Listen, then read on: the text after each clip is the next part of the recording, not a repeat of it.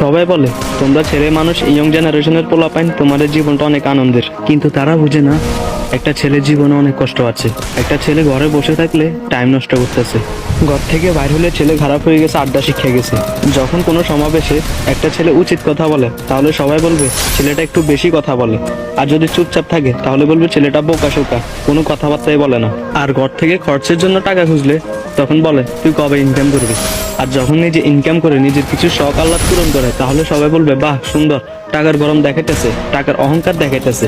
তারপর যদি দেশে কিছু করতে না পারে তাহলে বলবে বিদেশ চলে যা, বিদেশে অনেক টাকা ইনকাম করা যায়। আর যখন বিদেশ থেকে ফেরার সময় টাকা ইনকাম করে না আনতে পারে তাহলে বলবে এই কারণে বলছে দেশে থাক, দেশে অনেক টাকা ইনকাম করা যায়। আর লাস্ট একটা ফাইনাল কথা হচ্ছে, একটা মেয়ে যদি এক ফোঁটা চোখের পানি ফেলে হাজারটা মিথ্যা কথা বলে সবাই বিশ্বাস করবে, আর একটা ছেলে যদি সারাদিন কান্না করে হাজারটা সত্য কথা বলে কেউ বিশ্বাস করবে না, যতক্ষণ ছেলেটা মারা না যাবে।